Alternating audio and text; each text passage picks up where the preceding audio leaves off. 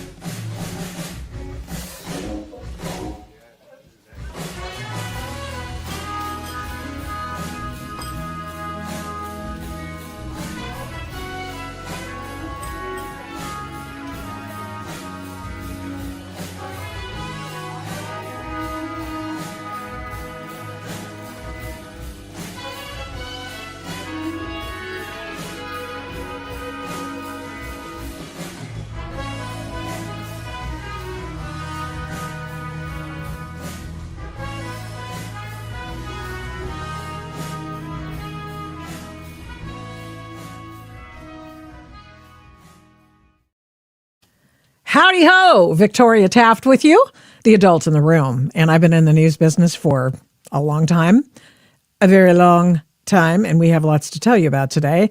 Going to get to it and also get to the State of the Union address. We're going to talk a little bit about that, what's happening, the hockey big wins in the hockey Olympics matches, and let's see what else. Oh, yeah.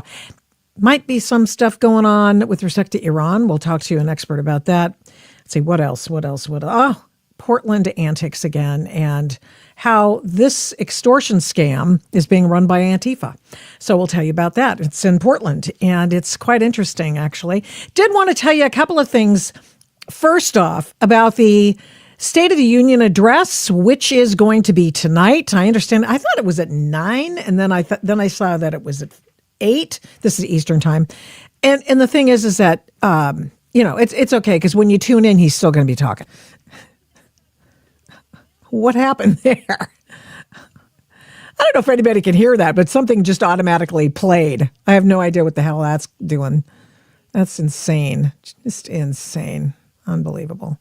Anyway, hey, Alex, did you by any chance hear that? Because that's actually a win if we heard that, because we can't hear anything even though I have it on the proper stuff. I've got the buttons pushed and all that jazz. And for whatever reason. Oh, you didn't hear it? Okay. Okay. Good.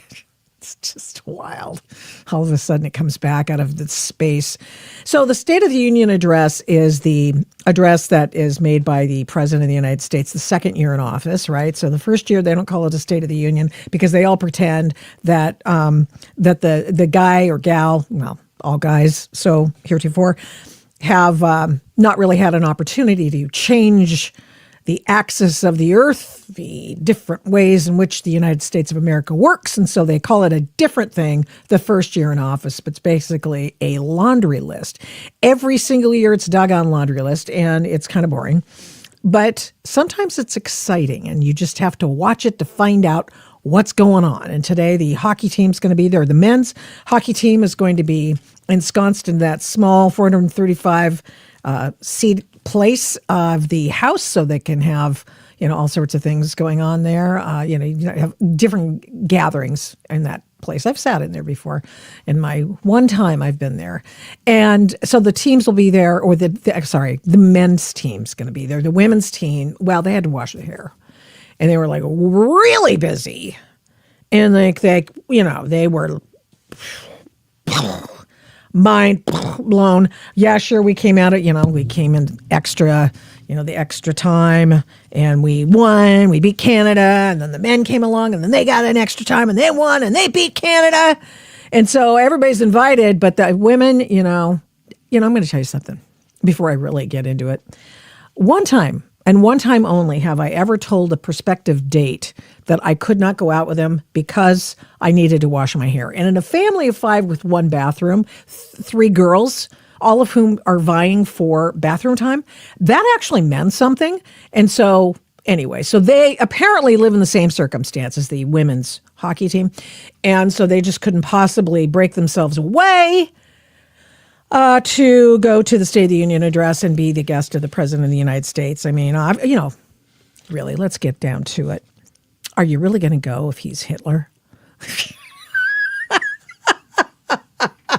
They're so dumb. I mean, they said they have educational and professional things that they have to do. Not that being at the, if being invited by the President of the United States wouldn't have enhanced all that stuff, but, nah. They had to wash their hair. They had to vie for that, single spot in the old bathroom. And there you go. Okay, so a couple of things. Did you want to hear them singing? Because we do have video of the women's team singing. Let's just do that before I have to go and get serious with you. Here we go. Here they are.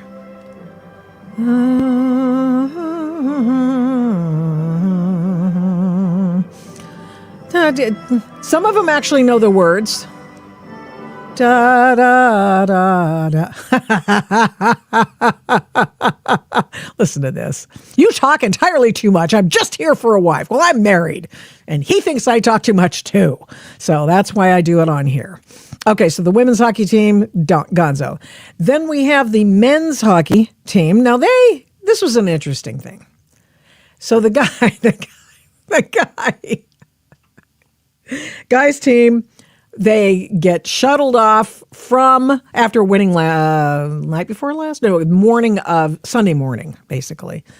And finally, it's Sunday evening, and my husband and I watch, and holy hell, that was a crazy, crazy battle. A defensive battle. The goalie was unbelievable. That guy was amazing. And they had, I think Canada had like twice as many shots on goal as did the Americans. And they just kept the puck out of the old net the whole night. It was an incredible feat. Incredible. They outskated them, did everything. Canada had no chance. Okay. And that's the truth. And so here they come. They come back to Miami, and they go clubbing last night. Apparently they are, the red carpet has been rolled out for these guys. And they go clubbing last night, and they're at a club. And they lead the club, boom, boom, boom, boom, boom, boom, boom, boom, boom, boom. Recently I've been in a Las Vegas club. My daughters took me. I mean, it's like, woo! It loud. Very loud. It's so crammed that they spray you with nitrogen so that it cools things off. I mean, this is quite a deal. And I didn't want to stay up all night to see the featured DJ, because that guy, I think it was a guy, he comes on at like 3 o'clock or 4 o'clock in the morning. And I was like, TikTok, baby, no, not happening on my watch. But there you go. Anyway, so here they are at the club. We've never done this when I've been to a club. Watch this. Okay,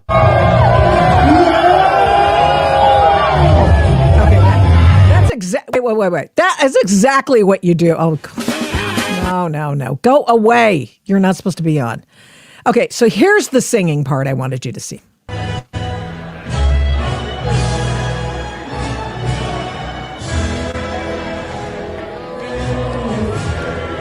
This is at a club. By the dawn's early light. So they get the whole crowd going.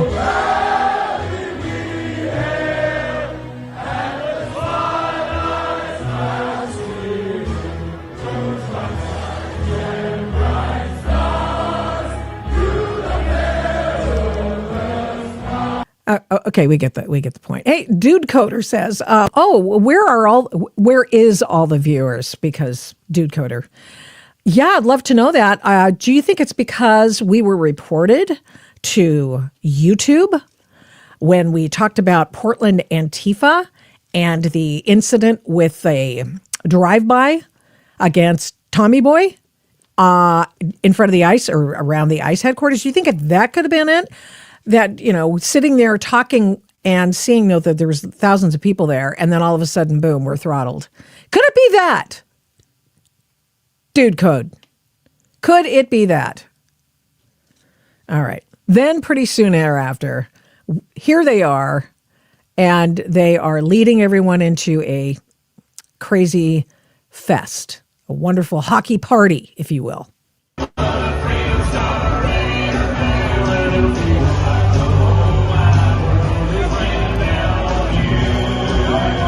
This is worth watching all the way through.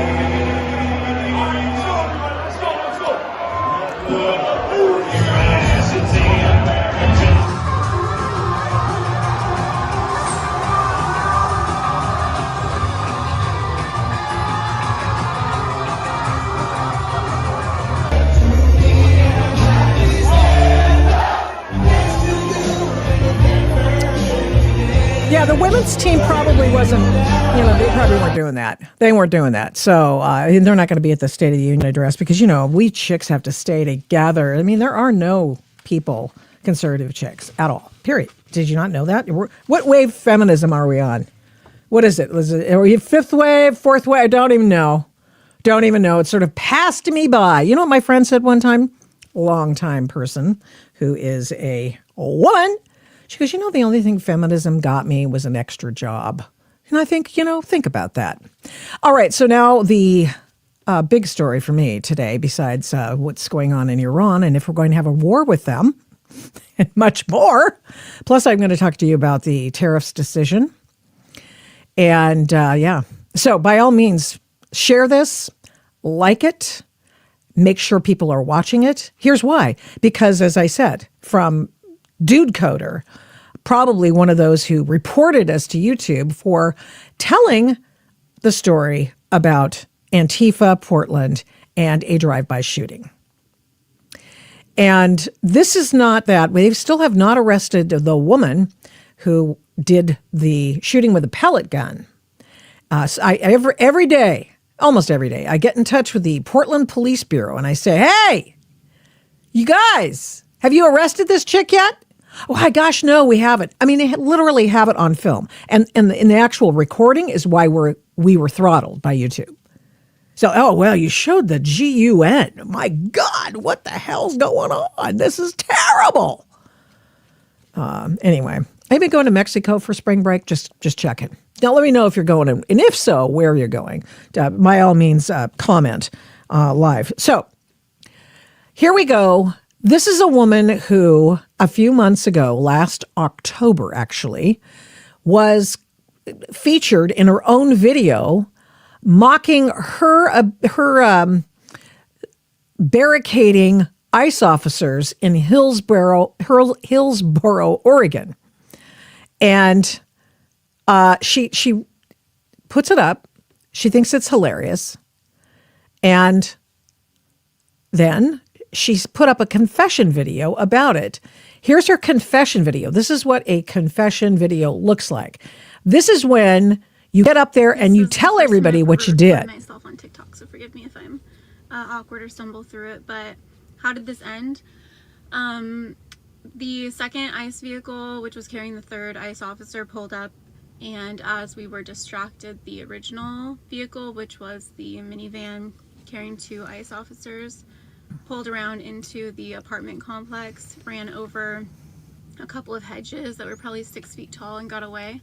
A couple other comrades followed them all the way up to Highway 26, which has a pretty fast speed limit, so they got away from that point.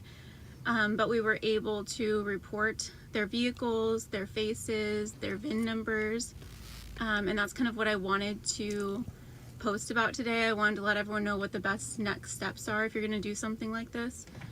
First, if you're in Portland, Hillsborough, anywhere in Oregon, really, please get very comfortable with the acronym PIRC. It's the Portland Immigrants' Rights Coalition. So she talks about this, she calls it PERC. And so she basically told on herself there. And she, anybody ever watch the video, Never Talk to a Cop? I've watched it multiple times. And I have to say, this is a wonderful, it's a wonderful expenditure of your time. This is a video that you will never forget. You will definitely want to watch it, because what they do is they tell you that there's a cop and a lawyer who do this lecture for law students.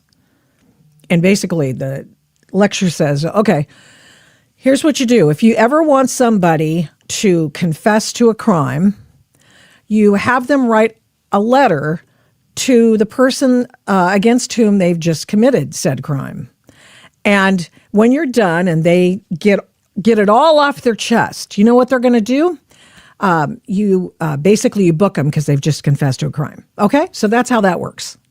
So here, when she's talking, well, now here's what I just did. Here's what I did. This video. Yeah. The very first thing you should do if you ever see ICE activity, suspect ICE activity, is call PERC. Yeah. So that's a confession video. And then she did something else. This is wild. She did a video mocking ICE, which, you can do that. There's no law against that. But of course, it's still up.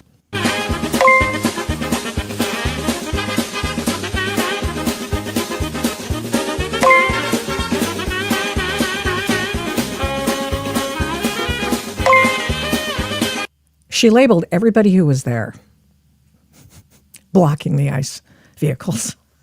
Do you realize that she's not arrested yet? It's just wild.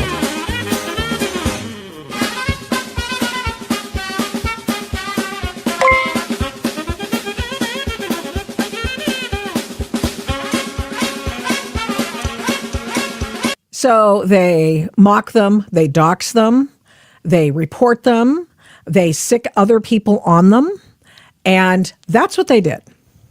Okay. Now look at I want you to note here that she takes video of the license plate because it's important for the rest of this story.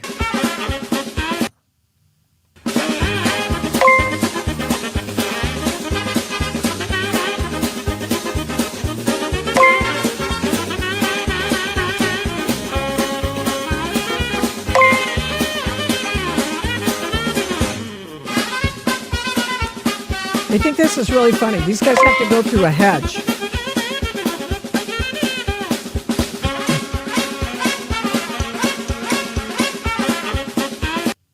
Okay, so that's where we stop. We stop at the fact that they are taking down the numbers and stuff like that. Okay, fair enough. Blocking federal officers is a federal felony. I think that they could have used force should they have wished to, and they would have been supported, but they knew that this was probably a bad idea to do it in Portland, and especially when they were surrounded, but they could have gotten themselves out. In the meantime, they were able to get out by going and driving through a hedge, which I'm sure that the federal government has got to pay for because they were forced to at the behest of these guys who blocked their way. Okay. So she thought that was hilarious. Well, guess what? She's back. This woman, her name is Kylie Delgado, and she and her husband own the 649 bar in Beaverton, Oregon. They live in Hillsborough, but they also own a business in Beaverton, Oregon, in the west side of Portland.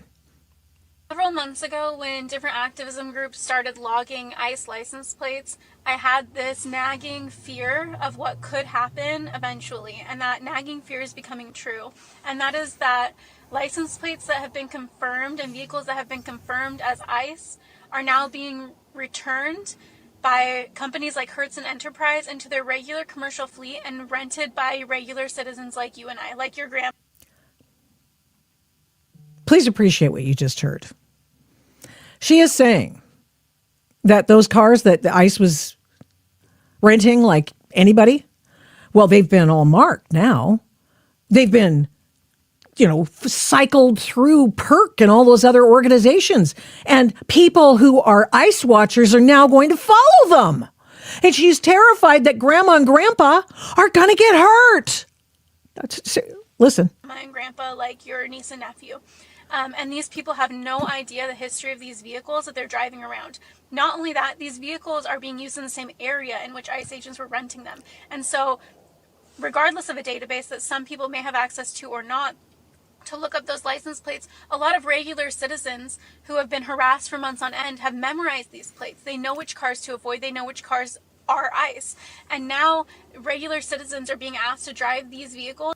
Regular citizens are being asked to drive these vehicles? No, they're going to a rental agency and they're renting a car to drive in the state of Oregon and probably in Washington as well. Here's an interesting little factoid for those of you who care two hoots about the law. And it's this. You know those cars, these well-known car rental agencies go over state lines all the time. They go over state lines, and that means that this is interstate commerce, which means that as a result of there being a national organization, a company, and then the vehicles that they rent being ones that go over state lines, this is a national issue. And that means that the feds can get involved. Because not that they couldn't get involved with this chick anyway, but now watch. She continues to impugn and tell on herself. Let's watch. With no knowledge of their history. I want Hertz and Enterprise to be held accountable. I want them tagged in this video. I want to know their answer for this problem. It's very scary. It's very dangerous. It's scary and dangerous that her people, her comrades, which she previously called in her previous confession video, she calls them her comrades. This is, she's afraid of her comrades. She's literally, quote unquote, terrified that they might do something to grandmother and grandfathers and nieces and nephews, grandkids, and other innocents, because her friends might hurt them because they have their number down. They might try to impede them or block them because they're ICE. Now that is an extortionate threat. That is a threat. And she's doing it, but here you go. I wrote a story. Here, let me see if I can find it over at, here we go. Let me show you this.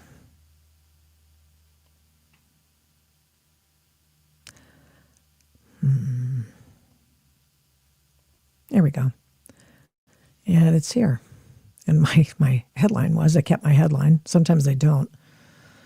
Hey, Pam Bondi, stop what you're doing and watch this terror warning from an anti-ICE Antifa terrorist. I thought I put terrorist twice in there because I wanted to, bring home the point. An Oregon Antifa terrorist we told you about last fall is back with another anti-ICE terror threat to all the grandma and grandpas who may be touring Oregon this spring break. And the threat is as see-through as this woman's empty head for putting out yet another confession video. How long will she get away with this? Well, the woman, Kylie Delgado, who was arrested for riot and interfering with police during Portland's Summer of Love riots in 2020, is part of a network of anti-ICE operatives who barricaded, threatened, doxed ICE, and at least that's what she's confessed in previous videos, as I wrote in October 2025 in my West Coast column, weekly column. Delgado and her husband Kareem, who own the 6'4", I've put it in Hillsboro. No, shoot, it's Beaverton.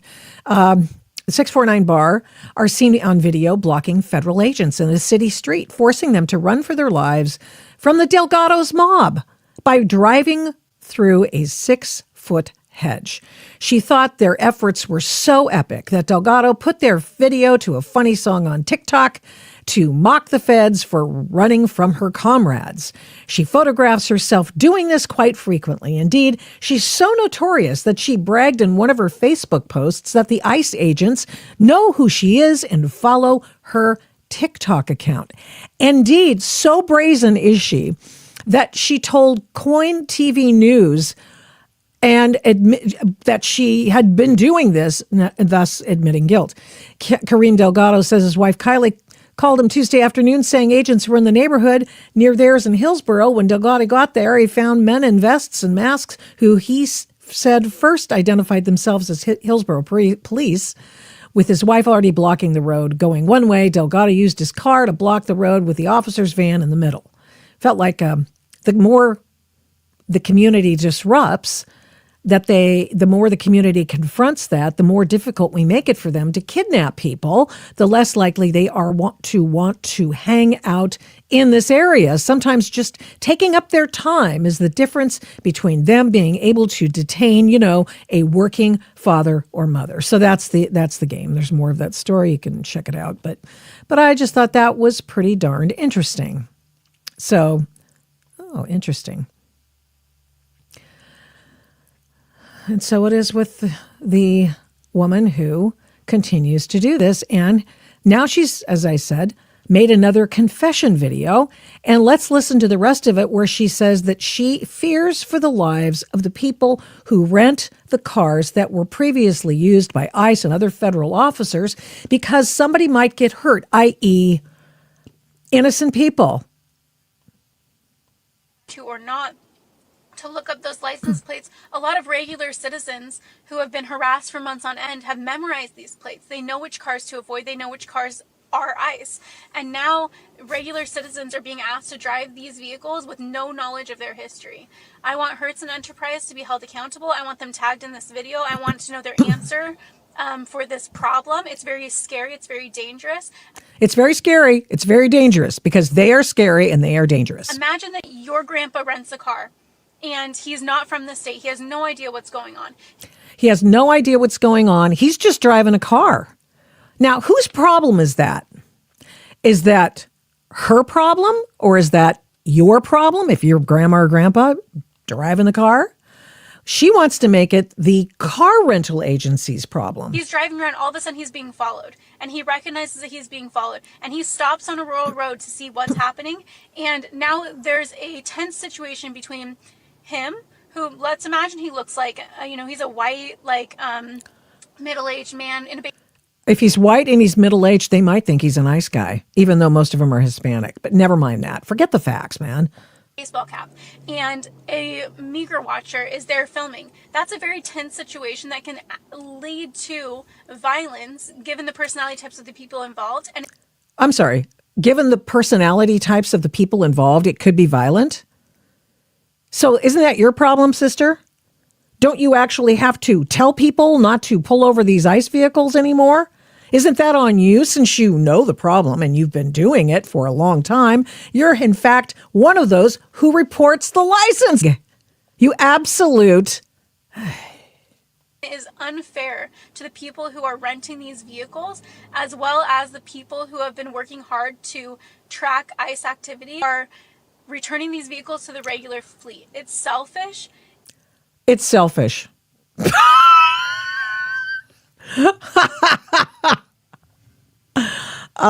Okay. It's selfish. It's selfish that they are in business and they rent the cars.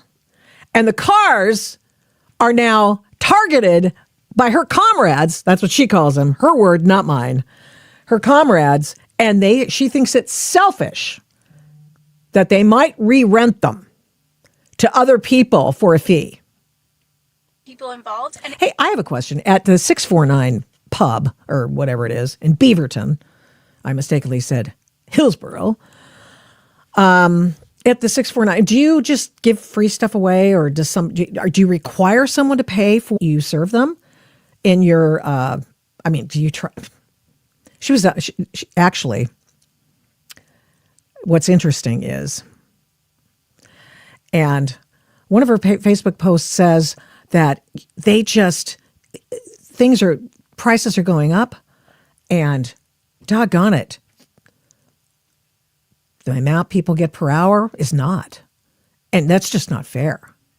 Well, she's the boss. Why doesn't she just pay him more? Is that an issue?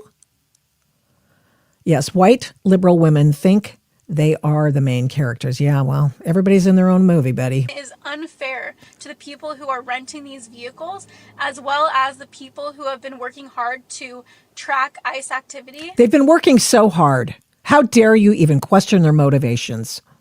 That these companies are returning these vehicles to the regular fleet. It's selfish. It's just gross negligence. It's gross negligence, says she. It's not, but I have a feeling she's going to want to fulfill that prophecy of hers by making it gross negligence, because she's already threatened these people. It is very dangerous. It's dangerous. Her friends are dangerous. To be a separate government fleet and commercial fleet for vehicles. She thinks she's being helpful by telling these car rental agencies to separate their fleets out. How about that's not your problem, sister? How about that? I don't know how to enforce this legislatively, but I do want this word to get out so that Hertz and Enterprise come up with an answer, because I'm terrified. Because I'm terrified. Because I'm terrified. Why would she be terrified of her own friends? That's really an interesting thing. Because they're terrorists, perhaps? So why is she still walking free? That's what I want to know. So gotten in my craw. I cannot imagine why that person is not even being looked at. Maybe she is, by the U.S. Attorney's Office in the city of Portland. But if she's not, there's a problem, because this person has now just tripled down. Not only has she put out multiple posts and then confession videos. Now she says, well, I have no, do you remember the great movie, Bull Durham, my favorite baseball movie, honestly. And that one scene, I bring this up fairly frequently, but in one scene, Crash, and he goes up to the news and says, okay, on your next pitch, I want you to hit the bull. I want you to hit the bull. He says, no, I'm not going to hit the bull. No, hit the bull. So he does. And Kevin Costner's character, Crash, says to the batter, I don't know where he's going to throw it. And that's what she's trying here. I don't know what's going to happen. I mean, I'm just terrified. This is awful. I can't believe it. She's a nuisance. Yeah, the office is corrupted. You talk about the DA's office. The DA's office I had higher hopes for. But, after Michael Schmidt left, and he's probably got a cushy job in some weirdo law firm around there. But, yeah, we all thought that something would be helpful. Who cares about who rented the cars? So dumb. Well, Jackie Chan, it wouldn't. It's not dumb if she's threatening people if they rent the vehicle. Get it? She's threatening the very existential being that is the individual behind the wheel, not mine, might commit an act of violence, her words, not mine, against these grandmothers and grandfathers. Watch this space. Adult in the Room podcast viewers, watch this space, because it's gonna get real. Kenneth Abramowitz is a man who's an expert on all things international. And thank you so much for coming back on the Adult in the Room podcast. Live streams are always so much fun, are they? And there's two of us here. Who's the adult? I'm confused. Yeah, I know. Well, not according to there's no adult here, according to the people weighing in with comments. So there you are. Okay. There is no sound. There is no, Hey, Alex, somebody's saying there's no sound. Can you check that out? You are breaking up. No sound now. Don't think it's my phone.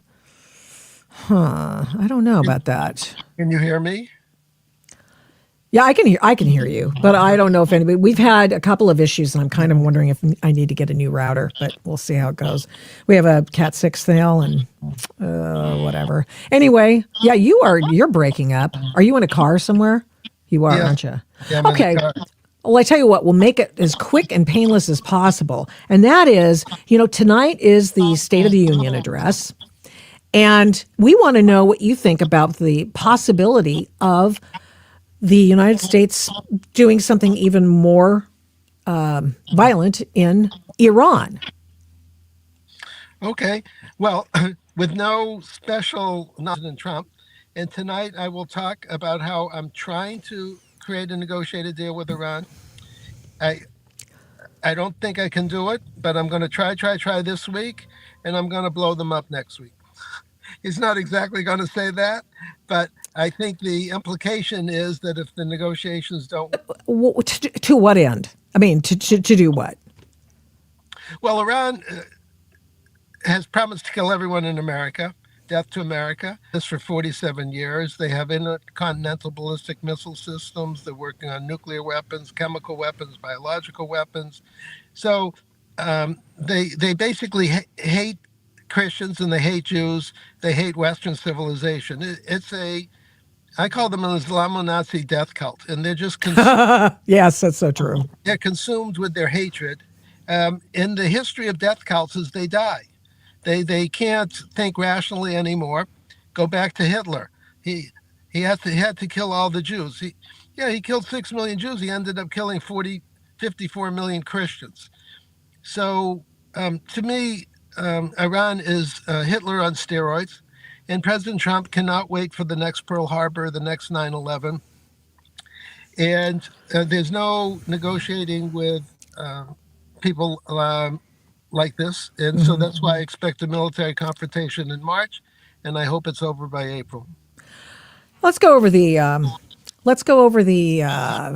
greatest hits of Iran. Did all the IEDs in the Iraq War. They helped and gave succor to the 9/11 hijackers, and they are behind every effort to undermine the United States. In fact, Glenn Lowry writes, I wonder if that's really that Glenn Lowry. Iran is a terrorist organization that hates the United States and always has. They want nuclear power and they want nuclear bombs, but they are not stable enough to have something like that. Also, they have 3 terror organizations with approximately at least 600,000 worldwide terrorists, the largest terror organization ever accumulated, 15 times larger than ISIS and Al-Qaeda. They have 300,000 physical terrorists in the Middle East and throughout Europe and America. They have 100,000 narco terrorists. They're killing our children with their drugs through Latin America and then up to America. And then they have 200,000 what I call cultural terrorists, schools, books, media, social media, infecting the next generation to become a death cult. So there's 3 terror organizations that have to be closed down. They're not going to close them voluntarily, so we're going to have to close them for them. So have you given it a thought now that we've talked about, we've talked before about how dangerous Iran is, and you told me the last time we spoke that the United States probably got rid of about, 80% of their nuclear capabilities. Do you still think that's true? I think that was a good guess then. It's a good guess now. But they do have some highly enriched uranium, which they could still use somehow. They also could acquire a nuclear weapon from North Korea or Pakistan with money, probably on eBay. If you have enough money, you can buy a nuclear device. And so we just can't sit around and let a bunch of lunatics act out their fantasies. In fact, I think their downfall, just like with Hitler, Iran is Hitler on steroids. Their anti-Christian, anti-Semitism is going to lead to their own demise. They can't even provide enough water for the people in their country. What kind of a government, 93 or so million people, doesn't provide enough water? Because they were so consumed with building weapons to destroy America and Israel, they forgot that they actually have a responsibility to run a country, and that's that's part of their undoing. They don't have the technology to compete with America and Israel. They used Chinese copies. China copies American and Israeli technology, so they're using copies with China and Russia against real live advanced weapons of America and Israel. It should be over within a month. The Navy has to get blown up, Air Force blown up, Revolutionary Guards blown up, government blown up, their equivalent of Congress blown up. missile systems blown up. There's no other way. I wish there was another way to do it. It's just that we're out of time, or How do they're we? out of time. Yeah. Okay. Can I ask you about the cartel situation in Mexico? Have you?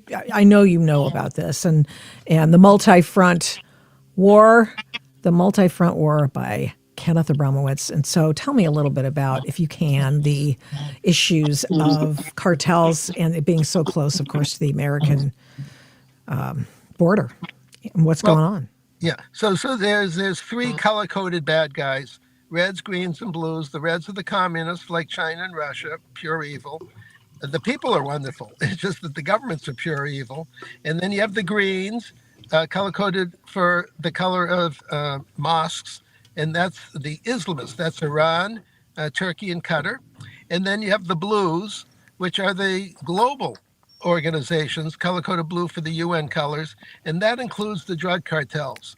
So now all of these three color coded bad guys are working together: the reds, the greens, and the blues.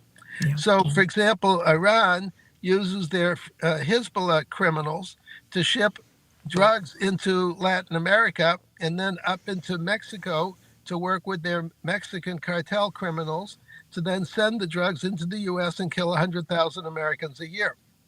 So this is Iran's fingerprints are all over the place. And as they remember, they want to kill everyone in America. So you kill them one by one. Um, uh, and by the way, the Chinese want to kill everyone in America. Sure. And so call it a joint venture between Iran, China, and the cartels to kill as many people as they can. And they've killed roughly 100,000 people a year for 25 years. So call it around numbers, 2 million people dead. Jeez. And Wow. we have to just say no. We can't just sit around and let them kill all of us. Right. Somebody Or writes in all and of the says, children. we have a quote or message. Iranian government, the IRGC, is working with cartels to support their international operations, which is basically what you just said, I think. Yeah. The bad guys work together. I have an expression that evil people are good at being evil, and good people are bad at being good. So we the good people have to do a better job competing with the people who are evil. The people who are evil, they know what they're doing, and they're doing a good job at it. Their job is to kill everybody, steal the money, and send it to Switzerland. I just saw a report that the top leaders, 3, 4, 5 top leaders of Iran, shipped $500 million apiece in round numbers to their foreign bank accounts in the last week, as they want to get their money out. What do you say to people like this commenter who says the USA is the world's capital of terrorism? Well, I hate to say this, but under the Biden administration, America was the number one financier of terror, because by either by providing money to Iran or not stopping the cartels, not stopping the sex trafficking, the drug trafficking, keeping an open border. But we're no longer the largest funder of terror anymore. That was only under the Democrats. Now the Republicans are stuck holding the bag, and the Republicans have to fix the mess that the Democrats left for them, and that's why Again, that's why Trump is stuck with this mess. As he says, I didn't start these wars, but I'm stuck with them. so the more we get into the Epstein files and that sort of thing, we have an Epstein Thursday that we do, and the more we get into them, we find out, of course, that he had so many ties to different agencies because he was the financier, we believe, for weapons. And so here we are. The United States and the CIA has been the promulgator of a lot of these weapons systems that now the cartels have. For example, Fast and Furious, when they ran down all the guns down to the cartels in Mexico, one of which was used to kill a Border Patrol officer. And how do we fix that? Well, the thesis of my book is that we're fighting 21 wars simultaneously. We have 3 bad guys. Actually, they're a group of bad guys, but the reds, the greens, and the blues, the communists, Islamists, and the globalists, and they're fighting us with 7 forms of warfare. And if you multiply 3 times 7, that's 21. The 7 forms of warfare are kinetic, obviously, things blow up. Chemical, biological, which is what we're talking about, the drugs right now.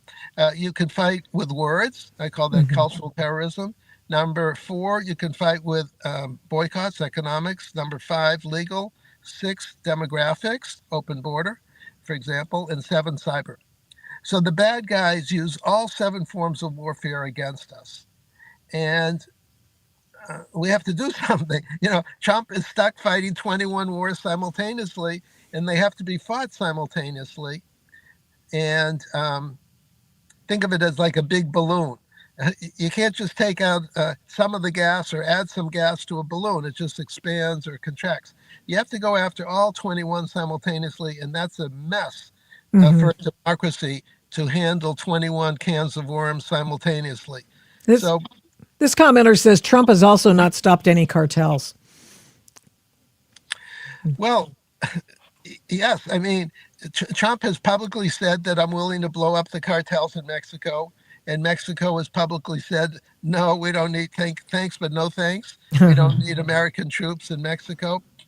But yes, ultimately, we're going to have to blow up cartels in Mexico or pressure the Mexican government to blow up the cartels. It's not fun, but this is one of the simultaneous wars that we're fighting. Now, bear in mind, behind the cartels, it's as we discussed, it's Iran, it's the Chinese. So we also have to go after Iran. We have to go after the Chinese. But let me just try to make it simplify it. If we use the non-kinetic forms of warfare, by that I mean cultural war, economic, legal, demographic, and cyber. If we do a better job there, we don't have to blow things up. The only reason we have to blow things up is because we do such a bad job at other non-kinetic forms of warfare. So the thesis of my book is let's use all forms of warfare to defeat our enemies simultaneously. And when we get stuck and we have no other alternative, we have to use the kinetics, and then we have to blow people up. Unfortunately, blow up our enemies. Somebody writes in and says the economic ties are too big to do anything about Mexico, but in the long run, it will benefit the U.S. Yeah. Yes. Look, Mexico and Canada, France and England are regarded as, in quotes, allies. We're actually fighting half a war with each of them. They're actually frenemies. By that I mean friends and enemies simultaneously. Canada's importing all the Islamists that they can find and then shipping them into America. And Mexico, directly or indirectly, is bringing in all the drugs they can find and shipping them into America. So we're getting drugs from Mexico and we're getting Islamists from Canada. From England and France, they're being taken over by Islamist forces, and they have nuclear weapons. In a generation, if those Islamists take over, because the Christians refuse to defend themselves, the nukes are going to be pointed to America. We're going to be sending, can you imagine sending Marines into England and France in 25 years in a generation to secure the nuclear weapons so that they're not pointed at us? So the point of the book is let's confront these issues now instead of kicking the can and let our children and grandchildren be stuck holding the bag. Yeah, thank you, Kenneth Abramowitz. Thank you so much. The book, once again, is The Multi-Front War, Defending America from Political Islam. Right on. Thank you so much for coming on, and have the best week. Thank you so much. Appreciate it. Oh, wow. All the people who fought for our civil rights were liberal, says this guy. They used to be more liberal. That's what we used to call classical liberals. And now, of course, the classical liberals are those who are the conservatives. And we are the civil libertarians now. Because you want to conserve something. Libertarians, conservatives, they want to conserve our way of life, Western civilization. If you happen to see Marco Rubio's speech at the Munich conference, the security conference, which I could just magic one of those sound bites up because I couldn't use it one week. I'm going to see Marco Rubio. And because it's worth looking at to have somebody stand in defense of Western civilization and stand in defense of Western civilization in front of the Europeans. So here's this is a fourth cut I got, and I want you to see it. It's an excellent defense. This is why we do not want our allies to be shackled by guilt and shame. We want allies who are proud of their culture and of their heritage, who understand that we are heirs to the same great and noble civilization, and who together with us are willing and able to defend it. And this is why we do not want allies to rationalize the broken status quo rather than reckon with what is necessary to fix it. For we in America have no interest in being polite and orderly caretakers of the West's managed decline. Yeah, that's right. We do not seek to separate, but to revitalize an old friendship and renew the greatest civilization in human history. What we want is a reinvigorated alliance that recognizes that what has ailed our societies is not just a set of bad policies, but a malaise of hopelessness and complacency. An alliance is the alliance that we want is one that is not paralyzed into inaction by fear. Fear of climate change, fear of war, fear of technology. Instead, we want an alliance that boldly races into the future. And the only fear we have is the fear of the shame of not leaving our nations prouder, stronger, and wealthier for our children. An alliance ready to defend our people, to safeguard our interests, and to preserve the freedom of action that allows us to shape our own destiny. Not one that exists to operate a global welfare state and atone for the purported sins of past generations. An alliance that does not allow its power to be outsourced, constrained, or subordinated to systems beyond its control. One that does not depend on others for the critical necessities of its national life. And one that does not maintain the polite pretense that our way of life is just one among many, and that asks for permission before it acts. Okay.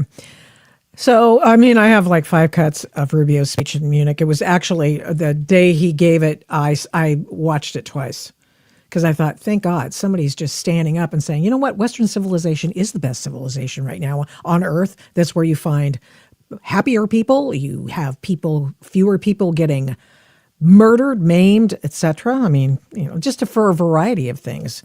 And Christendom and Judaism is responsible for that. And I know we've got a lot of anti-Israel people there, but you can't deny the fact that Christendom and Judaism have been the standard bearers by which all law has been founded. Sorry if that bothers you. It's your problem, actually. So excellent speech. Now, one of the things I wanted to mention today, because I will probably not do it again because it'll just be too old, if you will. And that is this tariff decision by SCOTUS, Supreme Court of the United States, last week. That was on Friday. And this is our first time meeting together since Friday, actually last Thursday. So this was an interesting decision. And, if you watch the court, you know that John Roberts, the Chief Justice, likes to very, very narrowly take a scalpel and take issues and remove, just say, okay, we're only going to rule on this little piece of it. Well, he didn't even do that this time. This time it was this decision was a major pile of poo. It was ridiculous, pretty much.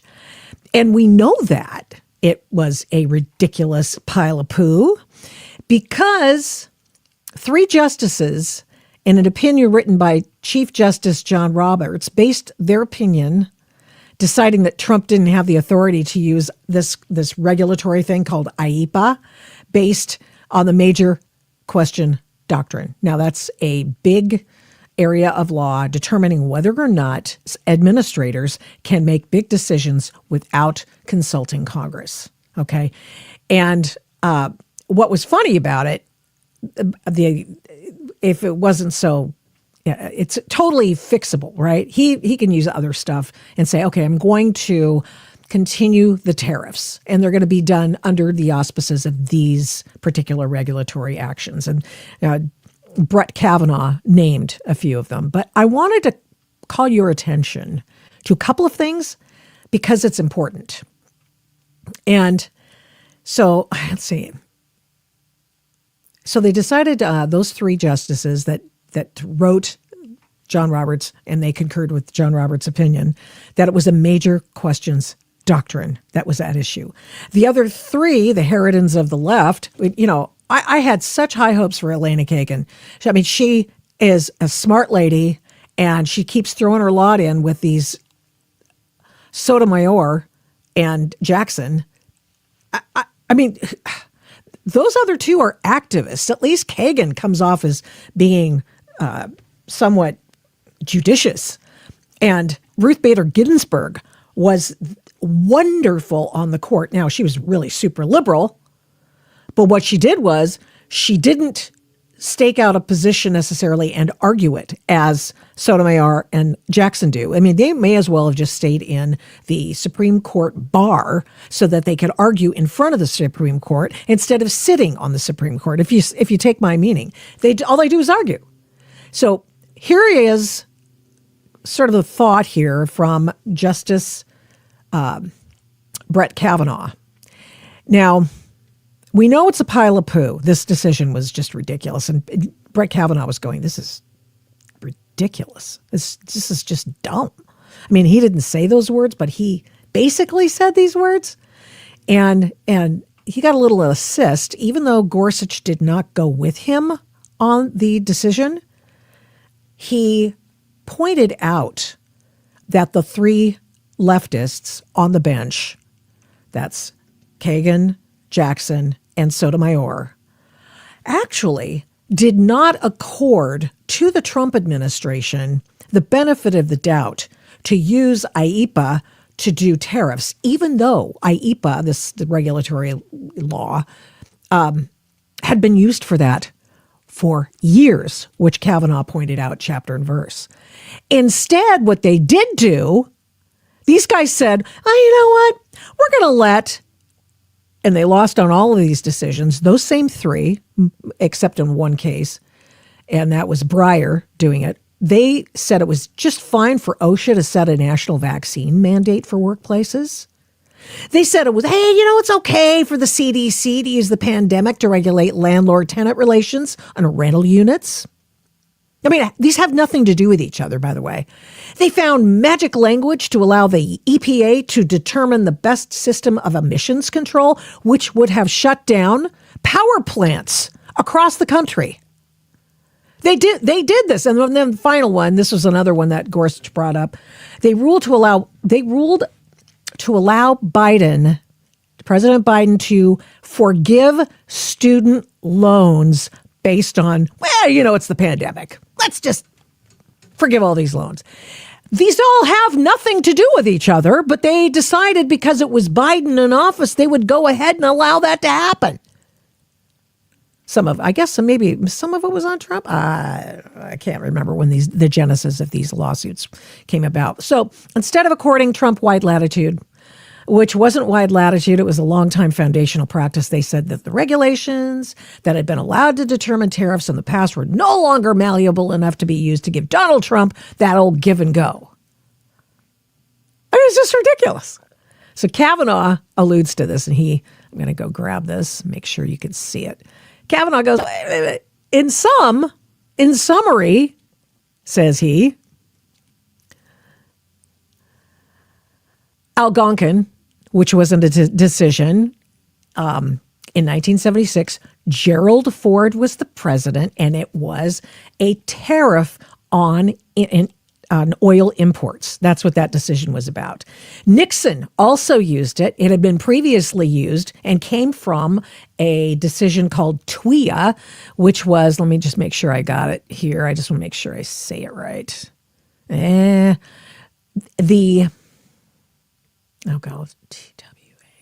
weapons, basically trading with your enemies act. I think that's exactly what it is.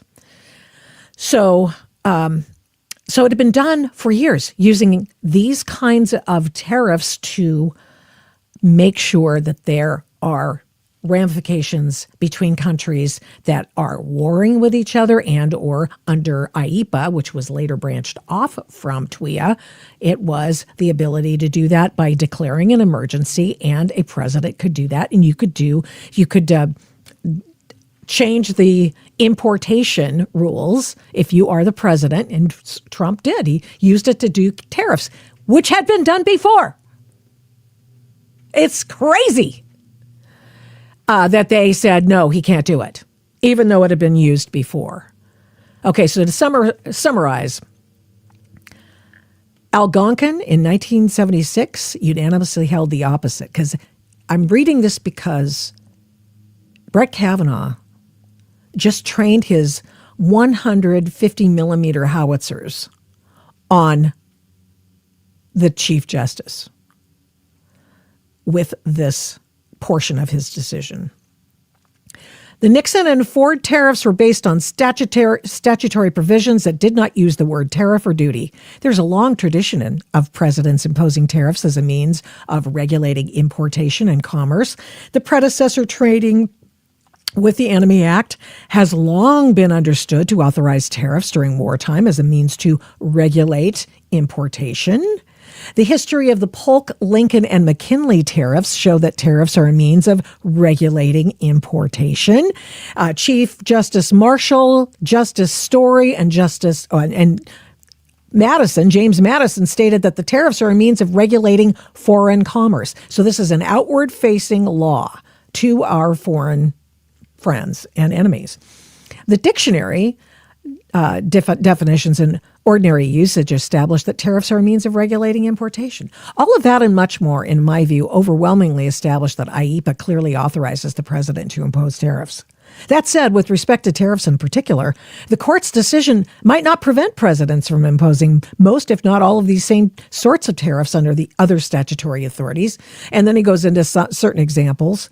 But here is where it gets really kind of interesting. So the court's decision is not likely to greatly restrict presidential tariff authority going forward. But the court's decision is likely to generate other serious practical consequences in the near term. One issue will be refunds of billions of dollars that would have had significant consequences for the U.S. Treasury. The court says nothing today. I'm going to make sure you can see it properly. It says nothing today about the court's decision. Now it's going to generate other serious practical consequences in the near term. One will be the refunds. The court says nothing today about whether, and if so, how the government should go about returning the billions of dollars it has collected from importers, but that process is likely to be a mess, as was acknowledged at oral argument. A second issue is the decision's effect on the current trade deals, because IEPA tariffs have helped facilitate trade deals worth trillions of dollars, including foreign nations from China to the United Kingdom and Japan. Plus, he talks about Justice Roberts' decision here, because he wrote it, which is a novel decision, said Kavanaugh. A novel decision. I mean, it has never happened before in this realm with this law. Never. He's now rewritten it. And he goes, here's the thing. And I footnote it in his dissent. He said, well, the good news is that this is not likely to be precedential. Why? Because it was only reached by 3 of the 6 justices. The rest of them didn't sign on to your decision. Interesting, no? Because they came out, the top 3, the guys that wrote the majority opinion, they said, oh, it's a major questions issue. And the other 3 said, well, it didn't say tariffs in the law, so therefore that can't be used for tariffs. In other words, they didn't agree at all. It may be 6-3, but it ain't no agreement. And so Kavanaugh goes, at least there's that.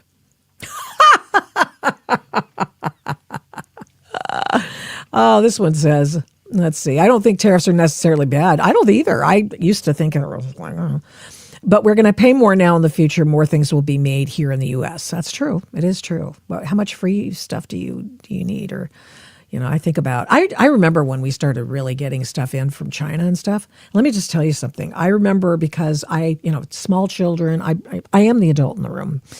And I thought, oh, God, all of a sudden I could afford some of these really nice Christmas decorations. I know it's a silly thing.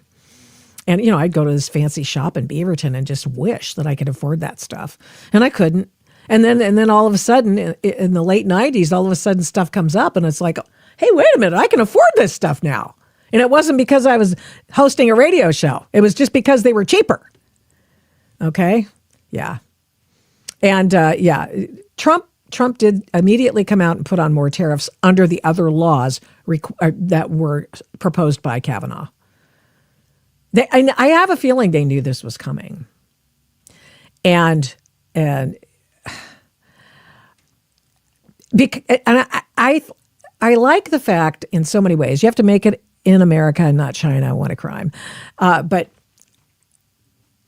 the idea is that he knew most of his stuff was going to get bought off. And here's how I know that, because I'm going to do this. Here's the bunch of people who are doing the alternative State of the Union address today. These are the folks who are holding at the Washington Press Corps office, by the way, the State of the Swamp.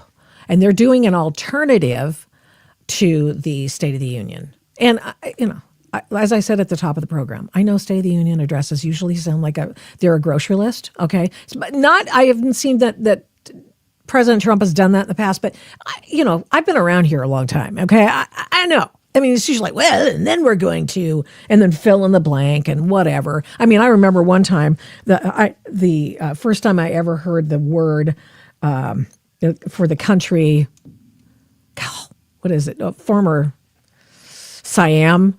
What is it called now? Whatever. And that was in a State of the Union address by George W. Bush. And it was like, what? Where did this come from? Why are we talking about that country right now?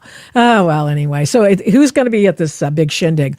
Well, Robert De Niro is going to be there. Isn't that amazing? Ron Wyden. God, is he up for re-election or something? He comes out. The guy's a crypt keeper. I'm telling you right now. And by the way, doesn't live in the state of Oregon. He was my former senator, by the way. And we always used to have a sort of a parlor game. Hey, he's got to be the third senator from New York. Because when he married this book, she was a millionaire. Okay. And they had kids. And this is Ron Wyden's second family, and he looks like he's just ready for the grave. Mayor Jacob Frey, anyway, he doesn't live there. Anyway, they used to do this really kind of fun thing with his schedule because, I started looking at his schedule going, yeah, he doesn't live here, dude. Okay, he does not live here. He would not be able to be domiciled in the state of Oregon, okay? Catch my drift? And oh, no, he spends I can't remember, it's been years, but, he spends X number of percentage time in district when he's not in session. Well, you know how often the Senate is not in session? A lot. They're off session a lot. So it turns out he's in New York more than he is in Washington, D.C. or Oregon. But he could still say, well, 50% of his time or whatever it was is spent in New York, blah, blah, or I'm sorry, Oregon. Mayor Jacob Frey of Minneapolis is going to be there. Oh, golly.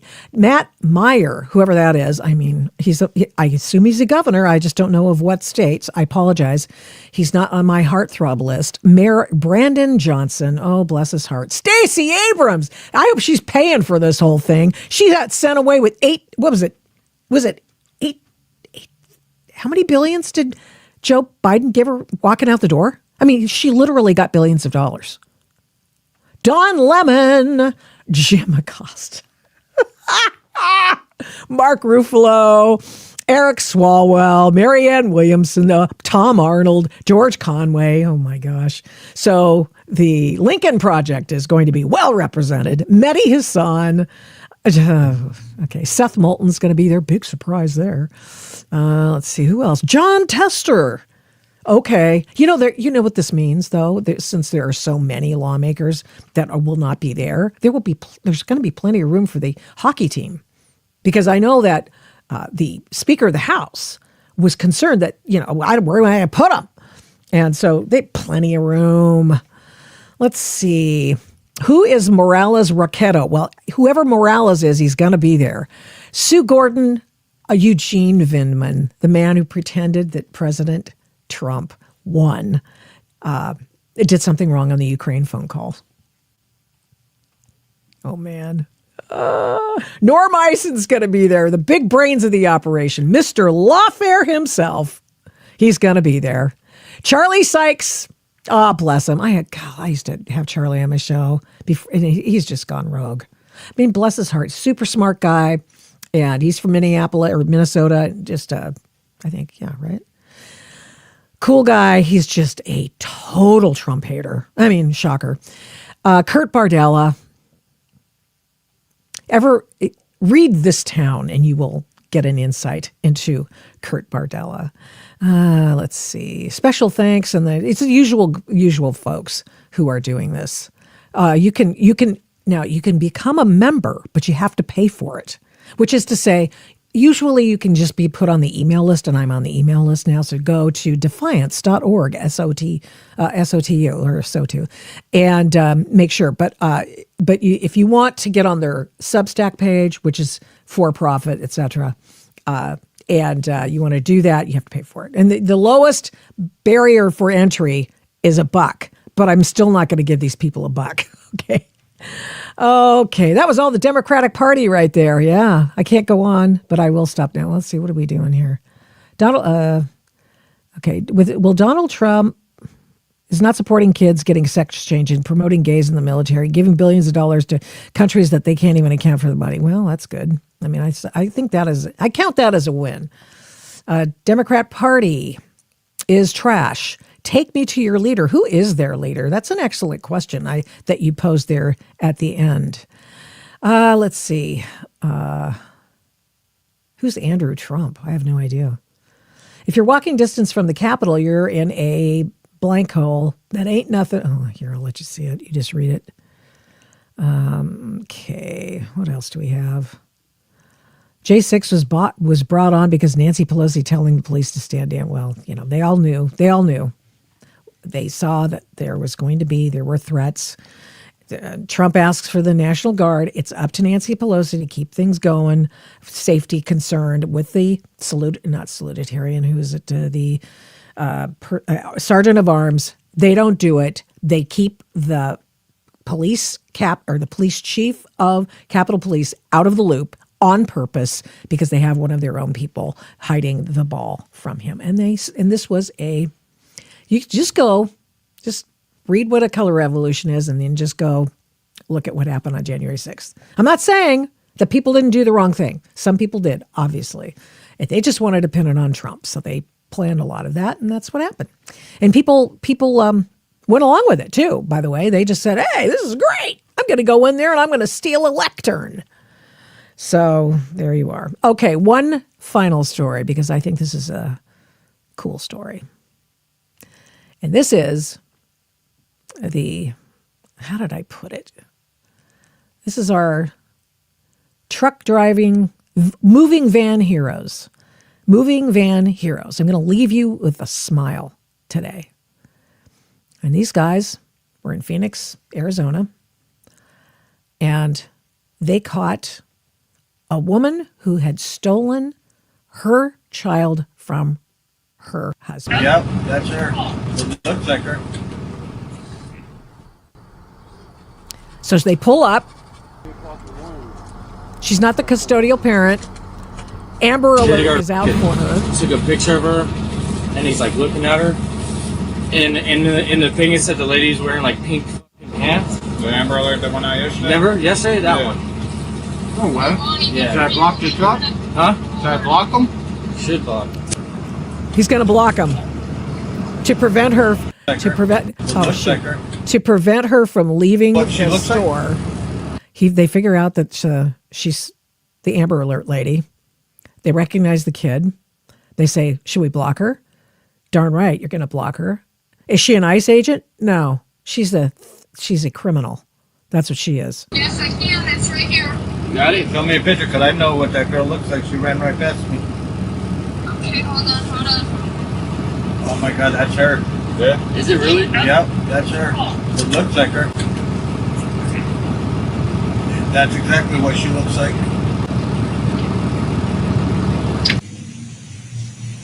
Then the cops come.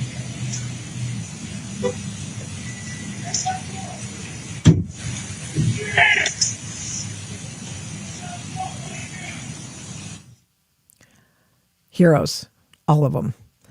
You know, we like those guys. They can stay.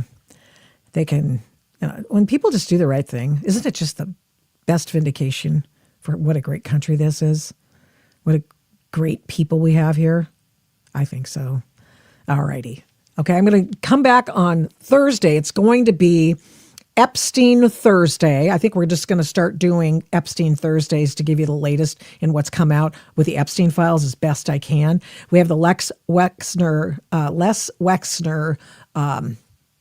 discussion. He got in front of I think it's the Oversight Committee, House Oversight, and I saw quite a bit of it. I'm going to have to go through it. It's like 3 hours, and I'll bring you some highlights and or lowlights.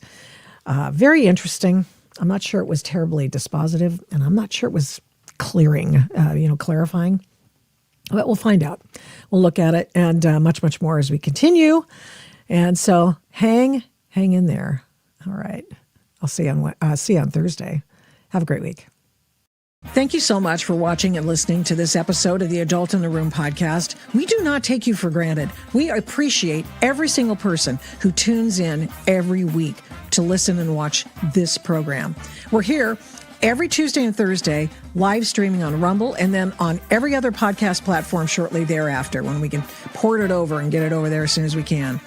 All the shows can be found at victoriataft.com, where the censorship regime has been banned by me. Follow me on social media at these names: Victoria Taft, the Adult in the Room podcast, and the Victoria Taft Show. Send media inquiries, or any others for that matter, to victoria@victoriataft.com. And here's a big ask. Would you please subscribe, share, like, comment, recommend, and give this program a 5-star rating where you can? We really appreciate it. We do not take that for granted either. Follow my work at, you guessed it, victoriataft.com. PJ Media, I write tons over there. Flamingo Audiobooks, and of course the radio.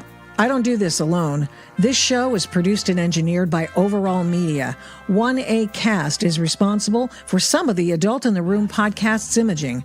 Logo design by Hageman Creative. The Adult in the Room podcast is produced at Flamingo Road Studios. All rights reserved.